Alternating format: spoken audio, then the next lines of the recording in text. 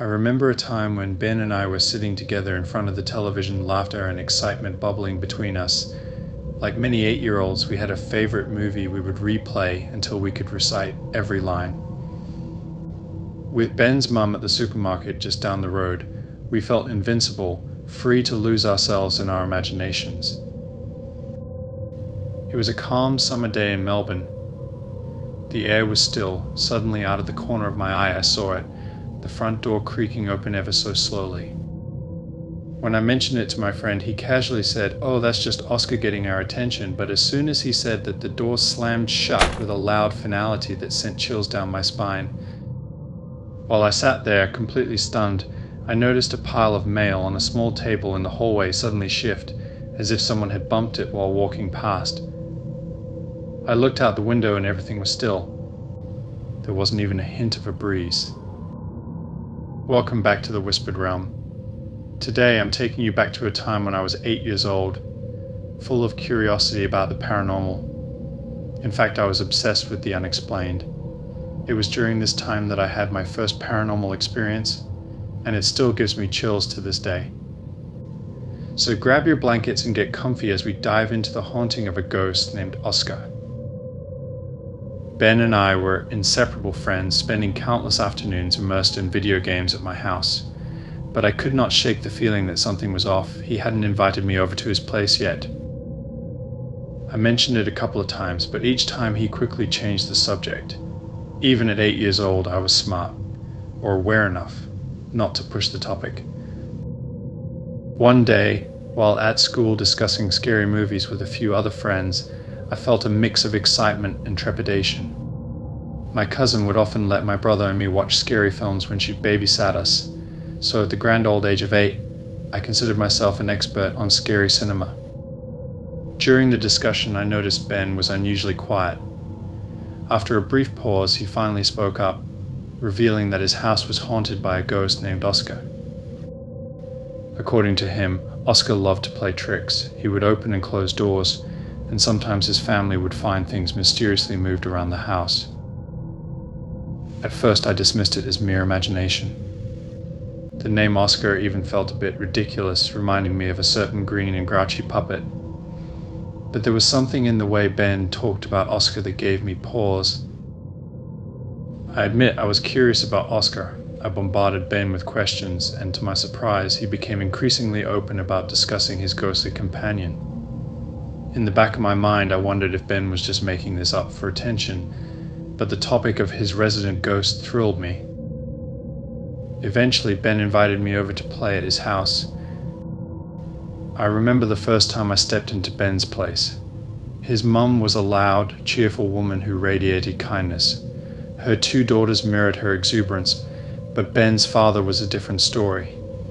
He was quiet, a bit aloof, yet never unfriendly or rude. It felt like he was constantly on edge, as if he were aware of something lurking just out of sight. It was during my second or third visit when I was invited to stay for dinner. As we sat around the table, sharing stories and laughter, the dining room door suddenly slammed shut. My heart raced. I assumed a breeze had caused it. Ben's mum laughed it off, saying it was just Oscar saying hello. That was the first time I heard his name since I started visiting Ben's place. After a moment of thought, I asked if Oscar often slammed doors. Ben's mum replied that it happened all the time and that he had a nasty habit of hiding car keys. The family laughed, and I joined in, thinking it was just an inside joke. But Ben's dad, his expression was different. He stared at the door with a concerned look that sent a shiver down my spine. One Saturday afternoon, I found myself outside with Ben and his dad. Ben's dad was chopping firewood in the backyard, asking Ben to stack it neatly, as Ben carried the wood to a strange, cellar-like space under the house. I couldn't help but feel a sense of unease. It was an odd little space. I don't recall seeing anything like it in other houses in our suburb, but it made for a great firewood storage area. Despite being a bit uneasy about the space, I offered to help and began stacking wood alongside Ben. On my second trip out of the cellar, I caught movement out of the corner of my eye. I turned and swore I saw an elderly man walk past the doorway inside the dark, dank storage area. It was quick, but the image was so vivid that I thought I had missed someone in there while I was stacking wood. I returned to Ben's dad, my voice shaky, and asked who the old man was. He stopped chopping wood, a moment of silence hanging in the air, before turning to me and saying, "So, you've had a visit from Oscar?" Every time I slept over at Ben's house, a strange routine unfolded. His dad worked late most nights. I remembered he worked in a factory and always had to cover the late shift. When he finally returned home, he would come to check on us. Peering into Ben's room, he never stepped inside. He would do the same with his daughters. The end of his nightly routine involved multiple checks of both the front and back doors to ensure they were locked. It felt odd, as if he were aware of something lurking just beyond our grasp. I was, and still am, a light sleeper, so he always woke me up when he walked down the hallway. When I asked Ben about it, he simply said his dad always did this, reassuring me not to worry. I think Ben's sisters overheard this exchange. I mention this because of what occurred during my next sleepover at Ben's house a few weeks later. His sisters, Megan and Beth, were, from what I recall, 14 and 16 years old, respectively. One Saturday night after we had gone to bed, and the light was off, the door to Ben's room suddenly opened with a loud bang. Both sisters ran in, yelling at us. It scared both of us, and the sisters thought it was hilarious. They got into a lot of trouble with their parents, but both sisters bragged it was worth it. But one night, a few months later, everything changed. It was the school holidays, and I had been invited over for another sleepover. As I lay in the top bunk, that familiar sense of sleepiness washed over me. Suddenly, I noticed Ben's bedroom door slowly creaking open. My heart raced as a dark shadow crept into the room, standing right in front of me. I was frozen with fear, unable to move or even call out to my friend. The shadow loomed ominously, and then something unbelievable happened. It reached out and grabbed my arm. The terror waned as a logical conclusion came to mind. I immediately thought it was one of the sisters playing another prank on me, so I refused to react.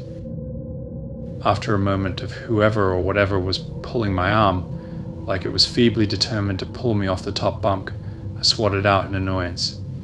In a moment of absolute dread, I realized I didn't connect with anything. As I rolled over to look at who or what was standing next to the bunk bed, I realized in the small bit of light there was, the room was completely empty. I didn't sleep well that night.